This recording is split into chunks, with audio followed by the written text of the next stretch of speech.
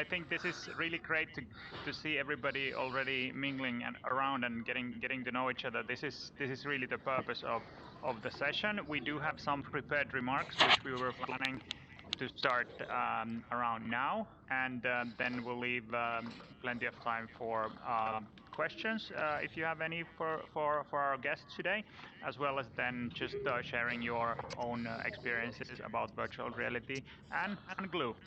So welcome everyone. My name is Jussi Havu. I'm CEO of Glue, and I'm glad to introduce you to our first ever Glue meetup session. And we have invited, and Chris Kraus has been accepting the invitation to share his experiences and experiences from Axel Springer about their virtual reality, extended reality experiences, and how they have evaluated the use of Glue in the work environment. Without further ado, I hand over things to Chris. Chris, floor is yours. Yeah, thanks, Jussi. And thanks for having me here today at Glue. It's really a pleasure. Yeah, I'm looking forward to spend this time with you. Let me start my little presentation.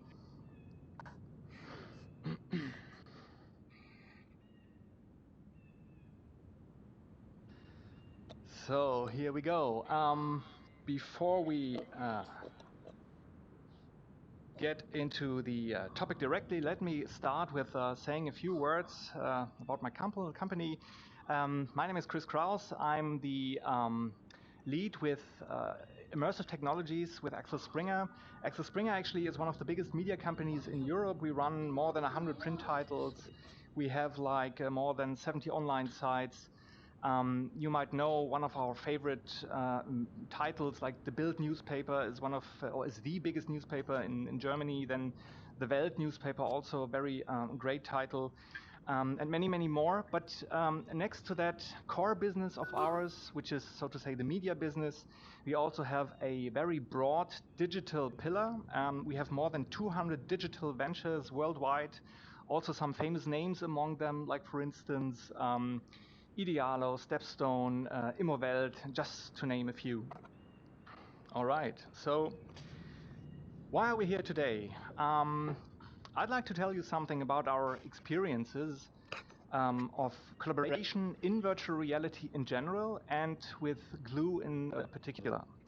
And I think none of us needs much fantasy, actually, to understand that collaboration has changed massively during the last year, right? So before the pandemic, everybody of us had presence meetings. Nowadays, we have like collaboration means home offices. It means meetings in 2D video conferences. And that, of course, has its effects. So we see teams disrupted, and sometimes we also see individuals, certain colleagues, sitting alone in their home offices and falling into some kind of, well, social isolation in certain degrees.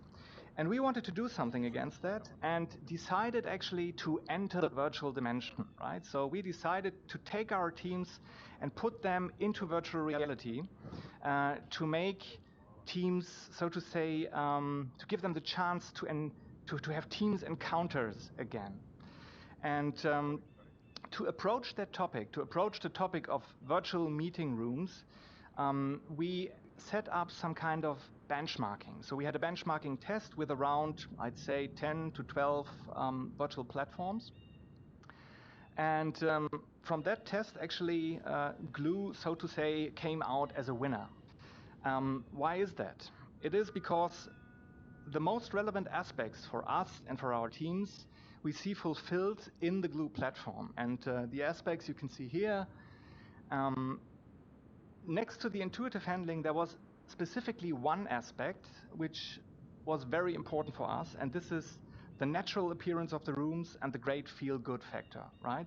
So we thought it's not of any sense if you have like a virtual environment and people don't like it, people don't feel comfortable in there. Let's say due to pixelation, for instance, or due to uncanny valley effects or something, right? So if people don't feel well in this virtual environment, in the middle run, they will not use it. And even if you have the best functionality ever, if they don't feel comfortable, they won't use it. And this is something we wanted to avoid. And this is something which we found, as said, in Glue, since, as you can see, the natural appearance of the rooms creates really a great feel-good factor, and this is why we decided for Glue. So in the bottom line, we thought that functionality, on the one hand, is combined with a great fun factor, and this is why we're here today, and I'm telling you about our experiences.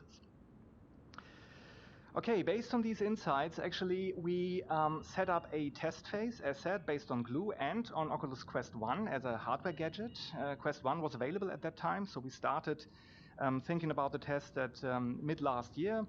And then the test itself started mid-September. That was a 3-month test with 8 teams, mostly from tech, more than 50 participants. And during this test phase, we took our teams through all the relevant meetings and use cases which they would have in reality as well, right? So starting with daily Scrum meetings, for instance, presentations, discussions, campfire talks, agile retrospectives, workshops of any kind, so the whole spectrum, actually. And talking about workshops, that is also, to be honest, my favorite use case in virtual reality, because I think that the two main aspects of virtual reality, right, so the freedom of movement in 3 dimensions on the one hand, and on the other hand, the massive possibility for social interaction in virtual reality in Glue. So the combination of that actually unleashes really, well, let's call it the magic of VR. And this is also what we experienced, especially during the workshops, right? So, I mean, imagine that. People come together, 8 people, 10 people, 12 people. So then they collect their ideas, then they split up in little groups, have breakout sessions. They collect their ideas on Post-its, put that on whiteboards, then they come back together. They collect what they have brought into the group, then they put that on other walls and in the whole room, and they use just the whole wideness of the space. And during all of the time, they are able to talk to each other and exchange and socially interact. That's really an amazing experience, and I can tell you, we had lots of use cases during the test phase. Some worked, some didn't, with one team or the other, but what always worked was the workshops. And I'd like to give you some little idea of what we did during those 3 months test phase. Here's just some pictures of workshops we held. Like, for instance, we had a communication workshop with 9 people, a prioritization workshop with 6 people. That was quite in the beginning. You can see it also. It's the old version, the old avatars. We had team retrospectives. Here, 2 teams, 2 different locations. We had, again, retrospectives. That was nice. Here on the right-hand side, you see already the new avatar, Mount Matisse, so the space we are currently in. And also here on the left-hand side, that was a nice one, around Christmas time, as you can see, like with the Christmas tree. And that was a funny experience, since the Agile coach came into this meeting and said, hey guys, let's have a little warm-up. So we have a little challenge for you, split up in 2 groups, and then everybody of you creates, or every team, every little group of you creates a Christmas tree. And so this is what they did, right? So they, well, had the 3D drawing features, and then they created this Christmas tree. This is one of the outcomes. And it was just such a nice way, actually, to start and to introduce the meeting. Everybody felt comfortable, and it was just really a nice experience. And also something, from my point of view, which would not have been possible in 2D video conferences. Then what else did we had? We had vision workshops. We had a role workshop here with 13 people, also very nice, also here Mount Matisse. And that was also very striking. So the role workshop, that was actually a hybrid thing. So we had people, it was like 4 or 5 hours, and we had people coming from 2D video conferencing, then getting into VR, getting back to 2D, and then there was this break after 2 hours or so. And after the break, people met in virtual reality, and one of the team members there is kind of a sports guy, or so a trainer. And what they did is they had, like, with these 13 people, really a warm-up session in virtual reality in Glue, here up there where you stand. And that was really an amazing experience. I mean, imagine like 13 people sitting alone in their home offices, glasses up, and then well, everybody is like doing some kind of jogging on the place or some squats or something, and it was a party. It was really a very, very nice experience, and also a kind of interaction which definitely would not have been possible just by a 2D video conference. So just to give you an impression. And that was also a really nice one. So it's the last one, then I'll stop that. It was called matchmaking. So we have a format in our company which is called matchmaking. That means two teams who don't know each other meet each other to get their acquaintance, right? So they like have a lunch together or so. Nowadays they have like 2D video conferences and introduce themselves to the other team. And we thought, well, this is really a nice format. Let's take that during the test phase into virtual reality. And we had two teams, one from Berlin, the other one from Hamburg, and 16 people in total. And then this is exactly what they did. They came together, they introduced themselves, everybody had their avatars, but everybody also had a little picture of them so that you see how they look like in reality, and they introduced themselves as a person and they introduced themselves as a team. And after this 1.5 hours or so, everybody knew each other and the teams knew each other. So that was really very effectively and also very nice. It was really a very nice, a very pleasant experience. I would say even kind of a party. So great thing. All right, this is some of the collected feedbacks I brought here for you. Selected feedback just to give you an idea of how people felt about the whole thing. And as you can see, also here we have the focus on these two aspects I've mentioned before. So it's freedom of movement in 3 dimensions, and of course the unexpectedly high level of social interaction which occurs in virtual reality, which occurs in Glue. So this is what people really liked. And yeah, this is what we found during the test phase. We had some top findings I want to present to you right here. I think the first one is not really a surprise. So teams are tired of 2D video conferences. I think it's more or less the same with us, with everybody of us. So it's called, I think, the Zoom fatigue syndrome nowadays. And this is exactly why virtual reality is very welcome as an alternative to 2D video conferences for our teams. And alternative does not mean so it replaces the 2D video conferences.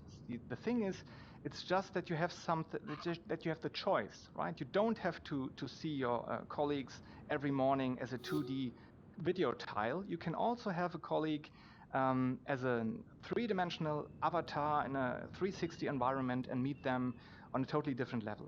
And this is where the teams told me, look, Chris, this really brings back the fun. We like that. What we also found is that for various use cases, VR is at least comparable or sometimes even better than 2D video conferences. And what we also found is that the social reconnection really works. So the last two statements I will confirm right now with some numbers in the slides I'll show you next.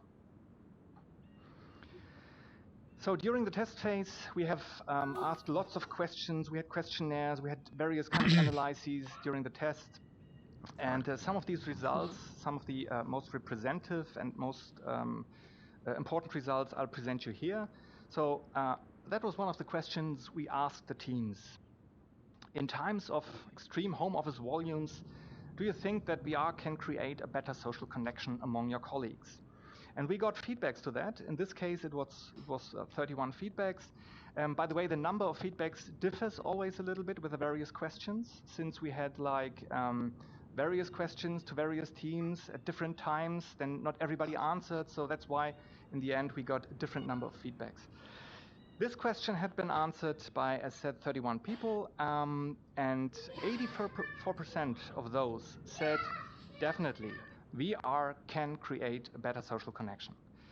13% said yes in parts, and then there was just one guy, 3%, saying no, not really. I have put that into a tendency chart, so just the good answers and the bad answers, and as you can see, in the end, 97% in certain degrees saying, yeah, VR can create a better social connection among colleagues. So that was quite striking, that was quite promising, that's why we went further.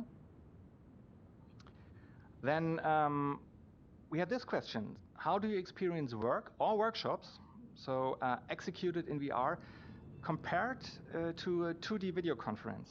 Also here, quite striking results. More than 50% of those, in this case 53 feedbacks, said it's much better than 2D, and 30% said at least it's a little bit better. Then 9% said it's comparable, and only 10% said it's worse. 8% saying little worse, and this one guy again, there was one guy who was in some kind of opposition, and he said, yeah, no, it's much worse.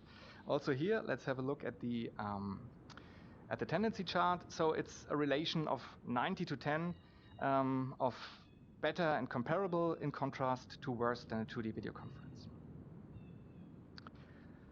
Next one, very interesting from my point of view. So that was the question to meeting types and use cases. Answered by 36 people. That was a multiple selection thing, so there is 184 selections been made. As you can see here, of these 36, 29, 28 answered with discussions and campfire talks. This is what they think works best. And this is not really a surprise, because this is exactly those kind of meetings, from my point of view, where people just can be spontaneous, right? So they just take their VR glasses, put them on, meet in VR, and bam, then they can start discussing, they can start talking, they can start socializing. So no big preparations needed here. Great thing. So easy to understand that people really like that.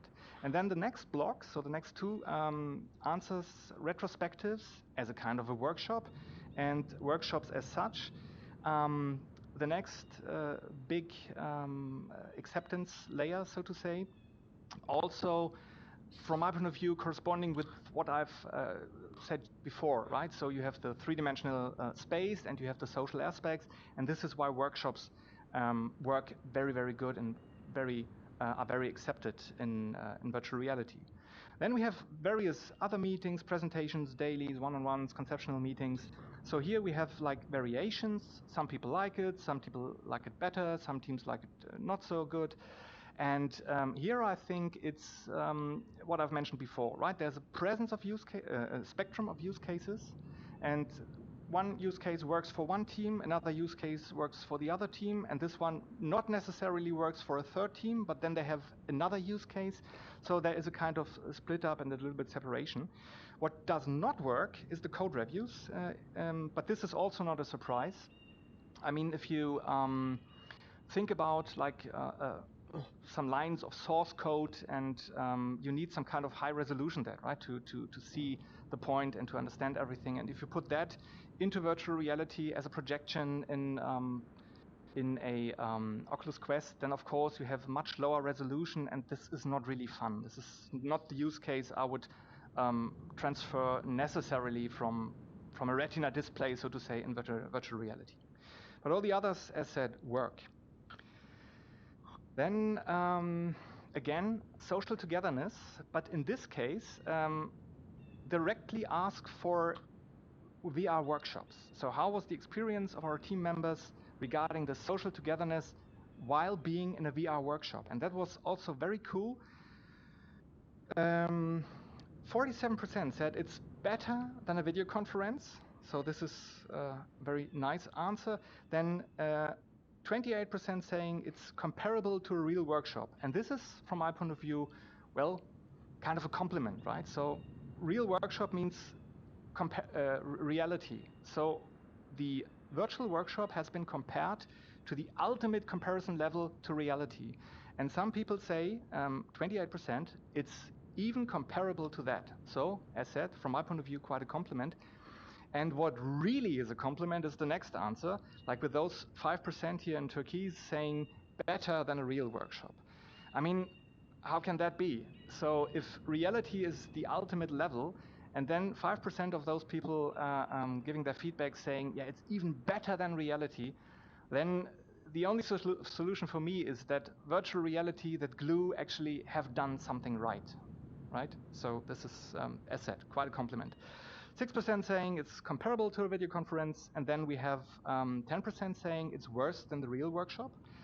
This is, from my point of view, not a bad answer, since, as said, if reality is the ultimate level, then it's okay if we compare ourselves with video conferences, so we should be better than that. But if we are a little bit worse than reality, then it's okay as well. And there is just 4% of the people saying it's really worse than a video conference, and this is, from my point of view, the only really bad answer. Also here, have a look at the tendency chart. So it's 86% saying better or comparable to a 2D workshop or even to a real workshop. Then the crucial question, voting for or against a rollout in our company, and there we have also striking feedback of 93% of the people saying, yeah, let's go for it. That's why we're standing here, because that's why we actually indeed started the rollout preparations.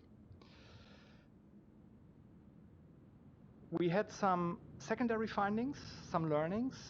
I've mentioned the one before, the one above before already, so no team is like the other. So what works for one team not necessarily works for another. Some use cases work, some doesn't, but then another thing works. So we found that every team is very individual, right? On the one hand, regarding their structure, regarding the characteristics of the people who are part of the team, but also the processes are very individual, the tools they use are individual. So you cannot compare one team with another, and you cannot transfer all the processes they have one-to-one into virtual reality. In most of the cases, there is some kind of adaptation needed. And what we found is that that is usually possible. Sometimes it works, sometimes it doesn't. Sometimes you get the functionality from reality, from 2D into VR. Sometimes it doesn't work, but if it doesn't work, those teams find something else. If it's not the functionality, then it's the social aspect which they like, right? So what we found in the end with all of our teams is that all of them found, out of this spectrum of use cases, a percentage or sometimes even all of the use cases which they could adapt for themselves individually into VR. And as said before, what always works is the workshops. Then we had some more quite interesting insights. Shy people, that was, well, also for me quite a surprise. So shy people in reality become more agile in VR. That means I think everybody of us knows that in the teams there's always somebody who's shy, who's a little bit reluctant, who is always muted and has camera turned off in the 2D video conferences. And then if we had more than one case where such people actually got into VR and got some kind of presence there, they became vivid and lively. And I was thinking that's probably because the avatar is kind of a shield, right? So they know they cannot be seen, but they feel somehow safe in this environment and literally come out of themselves and react more actively. Very positive experience. Also, we found that, I've mentioned that implicitly, that social teams always find a way to work with VR. That means if we have a team who really likes working with each other, who is harmonic, who's social, who like what they are doing, and they want to see each other, then they also find a way to adapt their use cases into virtual reality so that they really can work with that in a proper way, in a comfortable way. This is what I've experienced more than once, and I have accompanied all of our teams into VR. And there's one aspect which is really interesting, the last one, regarding two social teams. So this kind of team sometimes prefers to stay with 2D functionality. And what is a two social team? That was also new for me, to be honest. So I had one team which was too social. That means this team, the people there, they were so social with each other. They literally loved each other, right? So they had their 2D video conferences, every camera turned on, every microphone turned on, harmonic atmosphere. Everybody liked each other. Everybody liked what they did. They had a very sophisticated 2D functional tool, the Miro tool. So everybody was perfect in this team. And then I came with virtual reality and found that functionality is not the aspect I can get them with, right, in virtual reality. Because they said, look, we have such a high level of social interaction that if we get to virtual reality, there is not really the value added, the added value actually in the functionality, which keeps that up. So we have sophisticated 2D functionalities. We have a high level of social interference, and so why would we use virtual reality? And then we found, okay,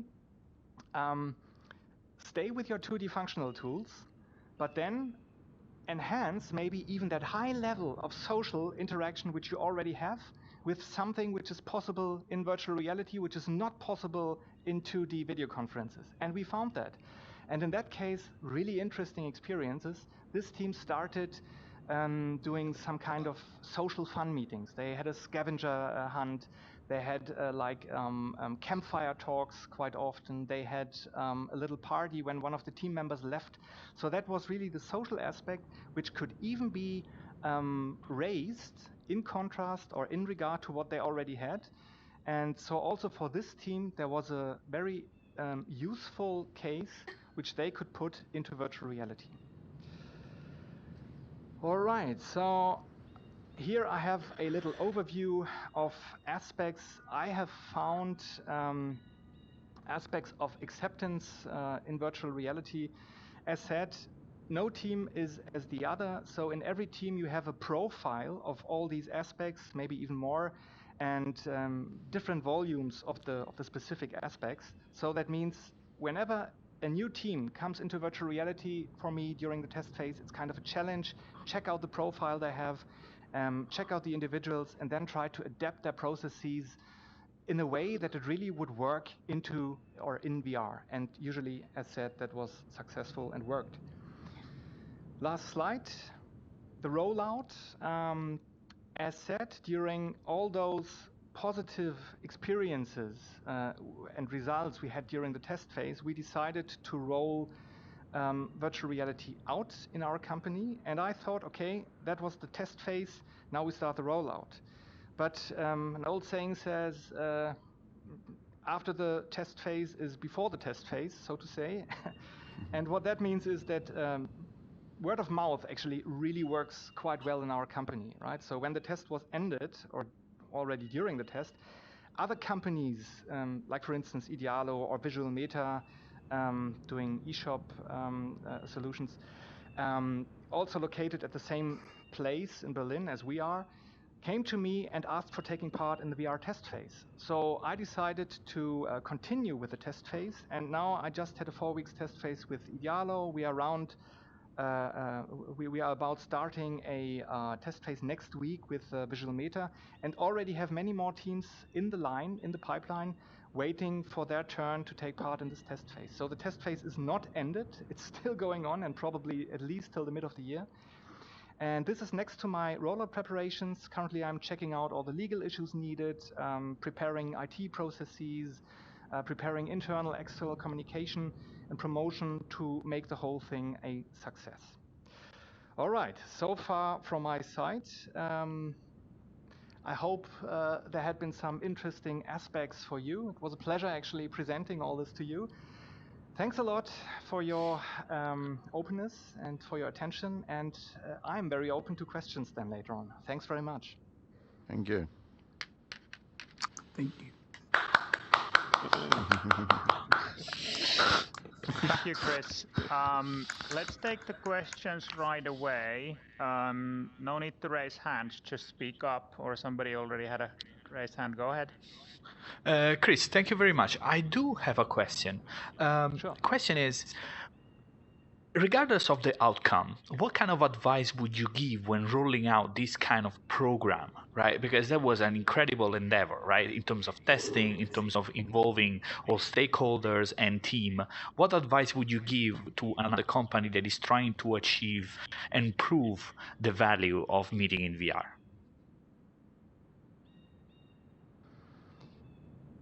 So,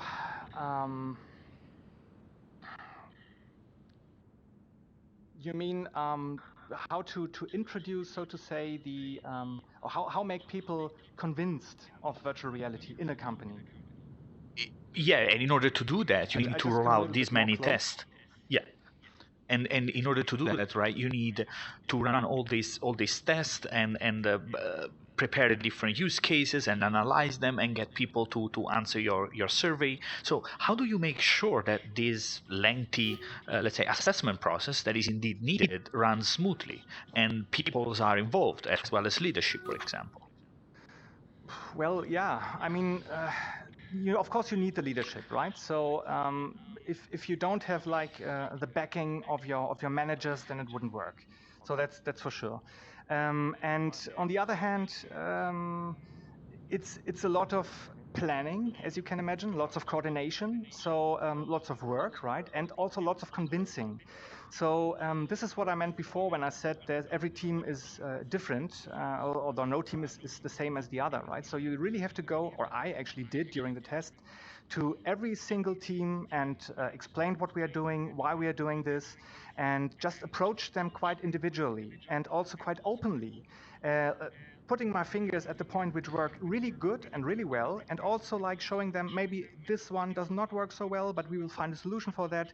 And then we, as said before, we also had like individual discussions about their processes, for instance. And then we thought, okay, together, how can we adapt these processes and make that, so to say, compatible with the tools and the surroundings we have in virtual reality. This is one thing. Then on a broader level, right, regarding communication, this is also something I brought into my company, right? So like I have quite regularly meetings, not only with single teams, but sometimes with parts of the company, with departments, or sometimes with a whole company, like all hands meetings or something, where I just present then the platforms, the possibilities VR brings, right? So this is also something that I think you should try to arrange a communication offensive, if you want it that way, on various levels, on the team level, department level, whole company level. And as said, one of the preconditions definitely is that you have the management on your side. I mean, if you would work against some kind of management, then it will not work out. But this is always the case with any kind of project. Thanks, Chris. Thank you very much. All right. Go ahead.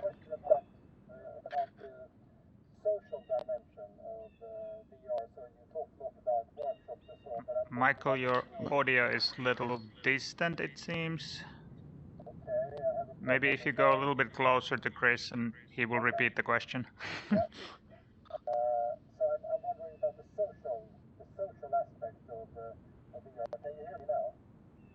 Very, very low, to be honest. It's no, but I got it. So if you go on this way, I can at least hear it, and then I can repeat it.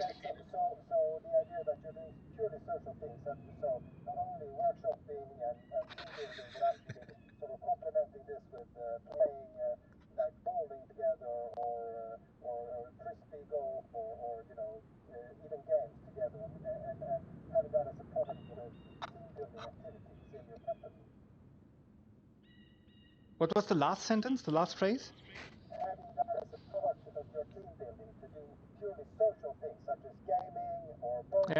Yeah. No, just the last sentence. But okay, I think I got the idea. So the question was, and correct me if I'm wrong. I'm not quite sure. So, but it was the question was pointing especially to the social aspects, which I explained next to the functional aspects, and if that is also part of our team buildings, right? And yeah, okay. Well, the answer actually is that sure, I mean, as said, the fact that virtual reality has its functional aspects, but also has a very massive impact in social interaction, of course, is kind of a predestination, or it really is a favorite thing for team buildings, right? So yeah, we have that. We have lots of functional aspects, but we also have team building aspects which we took into the test phase actually to also live out the social aspect, which I mentioned, for instance, right? So what we had, the scavenger hunt, that was definitely a team building thing. That had nothing to do with functional aspects. That was definitely a thing to raise up, to enhance the social connection between the teams. And especially nowadays, I mean, this is so much needed, right? People really sit, we have that every day. We got the feedback from all of our teams. People sitting alone in their home offices every day, having these 2D video conferences, and some of them feel really like lonesome, so to say, alone. And the idea, as we do, right, like reconnecting, socially being reconnected with your teams in a 3D environment, this is something which really works out. And this is, as said, this is a really cool thing to set up team building things. Yeah, and it works.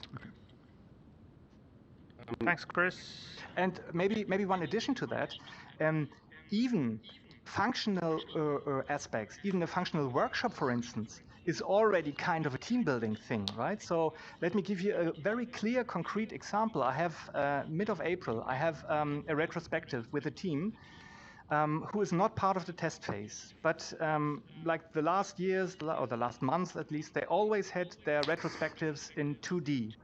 And the team is, let's say, a little bit frustrated, right? So there is, well, some social thing going on there, and then they have just these 2D video conferences as a retrospective, and it doesn't work. It didn't work out. The Agile coach came to me and asked, can we have this retrospective in virtual reality?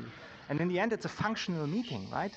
But the team was so happy about that. Since then, the Agile coach said to me, since then, the team is really open. They are much more friendly now. They are really looking forward to this functional meeting, which at the same time has some kind of team building, team event character. Excellent. Charlie, did you have a question there? Yeah, sorry, just a quick question. The rollout, I guess also the test phase initially, I believe, was it 30 people that you had originally? Is that how many people you had? Or how many In the people test phase, we had like more than 50, so between 15 and 60. And then in terms of rollout, is that like what numbers are you, I guess, looking at? And is it, I guess, a one-to-one kind of headset model, or is it one-to-many, or how do you plan to do that? It's one-to-one. This is, I mean, due to hygiene aspects, of course, it's one-to-one. So that means we have like a set of VR glasses nowadays. That's the idea. Has the same level as a smartphone or a notebook or something, right? So it's a measure to work with. And the rollout itself, so what I can tell you is that we have like 3 teams already by now. So they have not given back their glasses, they have just kept it and are now already productive in virtual reality. So 3 of those 8 teams. And then from the rest, I got the glasses back, so to go on with the test phase. And so I have like 3 other teams. So in the pipeline, so waiting for their turn till the rollout to put the operative processes into virtual reality, into Glue. So that's 6 out of 8 in the end from the test phase. And then what we do is probably then at the mid of the year, what we will do is that we will have some internal communication within the company and offering that to all of our company. And first the core company, right? So and as you can imagine, we will not like buy 16,000 headsets and then send that around in the world. It's not of any use. Not everybody needs that. But what we will do is that offer that to especially our tech teams, because they have also the complex use cases for that, like all the use cases and the meetings I've mentioned before.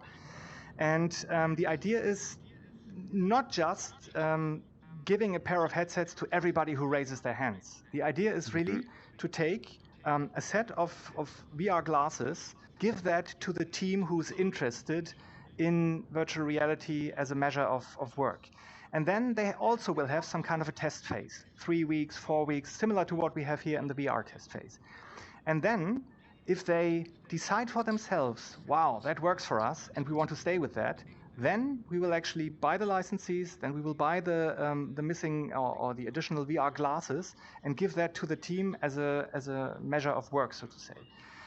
If after those 3 or 4 weeks they decide for themselves, it doesn't work really for us, then it's okay as well. Then we take back the glasses for the next team, and there's nothing lost. That's the idea. And this is, of course, as you can see, a thing which is growing over the time. I cannot tell if we have like 10, 100, or thousands this year. Let's see what happens. Also for us, it's kind of an experiment. But you have seen the numbers. You've seen the numbers in the results. They are quite promising. So I'm quite optimistic there. Chris, I have a question. Go ahead. Thanks for sharing. Great work. I'm wondering what to do if a colleague cannot use a headset. So how can you involve him or her in the team still in the workshop? And also the second thing is how much this meeting lasts, because for example now we are almost an hour on this.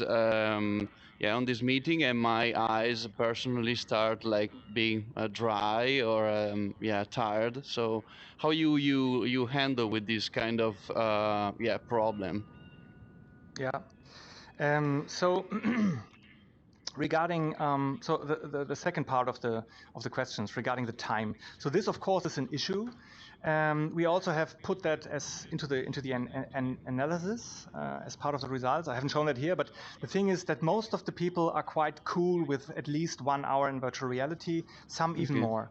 But the thing is that 1 hour is quite a lot of time, right? So and for most of the use cases I've presented to you, like starting with dailies, presentations, and so on. So usually you would not need longer than 1 hour. So that is okay for most of the people. And it works out quite well. So the biggest hurdle there is actually having the headset loaded so that the battery is really working. This is sometimes what people are missing. But the amount of time works. Sorry. Sometimes you have like a workshop or so, which is longer, 1.5 hours or so, maybe even 2 hours. Then this is, of course, the ultimate level. So 2 hours is definitely the natural border for everybody. Also technical-wise, after 2 hours, the battery is low, everything, right? So, and as said, it's not meant as a replacement of virtual meetings. It's meant as an enhancement. And here you have 2 possibilities. So first of all, of course, there might be some kind of break in there within the 2 hours meetings. Then these 2-hour meetings usually are rare, right? So maybe they have 5%, 10% of all kinds of meetings. All the other meetings are much lower in time. And the third aspect is if you have like a real big workshop, you can organize that as a hybrid thing, as I mentioned before, right? So you start maybe in virtual reality, then you have a 2D part, then you get back to VR, then you have like a warm-up, as I've mentioned before, something like that. So lots of possibilities to work with that. And the other question, people who don't have glasses or who have, let's say, forgotten to load the battery of their glasses, there, of course, you always have the possibility to take part in the meeting with your 2D application, right, on the desktop. So that's always a possibility. It's not that cool, of course, but it works. Yeah. Okay. Thank you. Thank you very much. All right. Okay. Any other question? Simon, do you have one? Yes. Hey Chris, that was really great to hear all of your insights. I think the thing that's interesting for me is you've said that sentiment is very good, that people feel like kind of the VR experience has been very positive. But I was wondering if you tracked usage at all. So in the teams that you kind of introduced this new technology to, whether you saw that, over time they started to use VR more and more, not just for testing purposes, but once they'd kind of given it a go, if they continued to expand their usage. or whether they kind of, there was any fatigue or if it kind of slowed down over time. Just wonder if you've got any ideas there.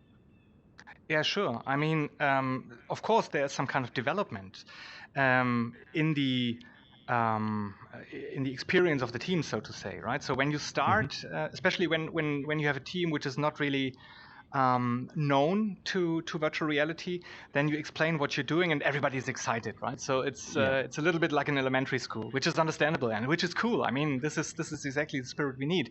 But of course, there's also a danger in there, because then sometimes you have like high expectations. So this is something you really have to deal with. This is stakeholder management then.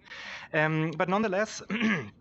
Then you have like the first time people in virtual reality in Glue, and then exactly that happens. So people like are excited, see all these things and play around and draw pictures in the room and everything.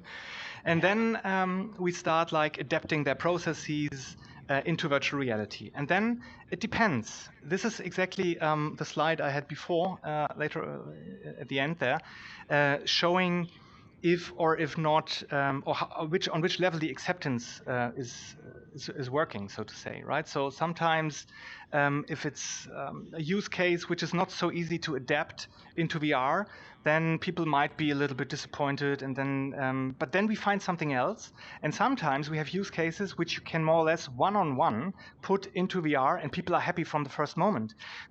So this is, as said, it's not something where you can give a general answer, but you really have to adapt that or take the answer depending on the individual setting of a team. And then, of course, there's also a movement, a development during the test phase. So then after a while, people become very used to the features and very used to the environment. And I definitely had the experience that in some teams, they were, as said, excited. Then they became a little bit more down to earth. And then when they had that after 2 or 3 weeks in their daily routines, and then they had some workshops, and so then there was a new level of insight. And then they really recognized that it's not only just like staying around and talking and so, and maybe have a daily, but that it really has like some functional aspects which are really powerful, like for instance the workshops. And then, as said, after high expectations, then getting back down to earth, then getting back to normal. And then there's a second plateau, a second level, or third plateau even, where sometimes people say, wow, that's really an added value, and we really love that. Of course, I don't want to say that it's always like that. Of course, sometimes you have like people saying, okay, this specific use case which I like doesn't really work, and now I'm not so happy with that, and stay in that attitude. That might also be happening, but this, from my point of view, is the exception. In, I'd say, 80-90% of the cases of the teams, people have this like positive development and like what they see, and want to stay with VR now or then later on in the rollout. All right, thank you. All right. Hi, Chris. I have a quick question there. Thanks for your presentation and your insights. When we go back to some new normal and we get back to the office space, how you see this technology engaging with our new normal, or the old normal, or whatever the new version of normal will be in the future? Because now it works because we are all in 2D and those type of things. But when we get to a normal 3D type of environment, how this will be a tool for the future? Well, I have a quite clear opinion to that, and I think it will fit in harmonically. And let me explain why. So I'm not sure about other companies. I just see it in my company, but I think it's also like an example for many other companies, and I think it's handled similar in other companies. So we just moved into a new building like some months ago, actually before the pandemic started, and then we had this new building, and now it's empty, more or less, which is a pity. But it's a great building. The thing is, it's bigger than the old building, but it has less space, less working space than the old building. It's an architectural fantasy, and amazing, but less working space. So the idea behind that was that, and that was before the pandemic, that not all of our employees, like we have, I think, 4,000 or so in the Berlin area there, Berlin location, not all of our employees were meant to move into this new building. So we have the policy of you don't have your fixed working space, and we have like, we were counting with a ratio, I think of 70% or so. So when that people actually come into the office. So there was a certain percentage of home office workers, of remote workers, calculated before the pandemic already. And this relation, as you can imagine, has even raised. So maybe it's when we are back to the new normal, maybe it's 50-50 or so. And I think that this is also like an example or a proceeding which many other companies will follow as well. And since we have that situation, that in the future, my personal understanding, that you will not have the teams which you had before to 100% in the same room, at the same location. You will not have that in the future with the new normal. You will have, let's say, a team of 6 people, 3 are in the office, 3 are in home office, maybe 4-4-2, maybe 5-1. But there's, in the rarest case, there will be all of those team members at the same place at the same time. So there is definitely a need for a hybrid solution. And I've spoken about Idealo and Visual Meta and all the other companies, and all of them have a concept like that in place. Everybody or every company I know and I'm talking to and I'm working with has a hybrid task force. And this hybrid task force is exactly dealing with concepts like these, right? So they know that home office will have a big volume in the future, remote workers, and now they are looking for solutions. And one of the solutions might be virtual reality. And this is probably the new reality of the new normal. Thank you. Okay, Chris, I will ask you, because you were the guest. We have now spent the time that we have here. If people still have questions, are you open to continue answering them? Absolutely, very open. Excellent. So if people still have questions, we're happy to take them. Me personally, I have another meeting starting at this point, but we have Matti, Jani, and Kalle at least from Glue here. So if you guys have questions about Glue, one section of this program was supposed to be me going through some of our upcoming things during 2021. There's a file in Team Files called meetup.pdf, which shows kind of different items that we're going to work on. So I'll welcome you to look at that. I'm happy to follow up with any of you if you have any questions on that. Another thing that I wanted to say is that we're going to keep this team live. So if you guys want to meet each other in this team, we'll allow that to happen. Also in the future, we'll probably add a little bit more spaces here so that if people come and want to go to different places, they can do that. Please do exchange your contacts if you don't know each other yet. You can also ask us to make some introductions if needed. I unfortunately need to go to my next one. Thank you, Chris, very much for coming on my behalf. Absolutely. Welcome. Please feel free to continue the dialogue. I think this has been really valuable. Thank you again, and have a great rest of the day.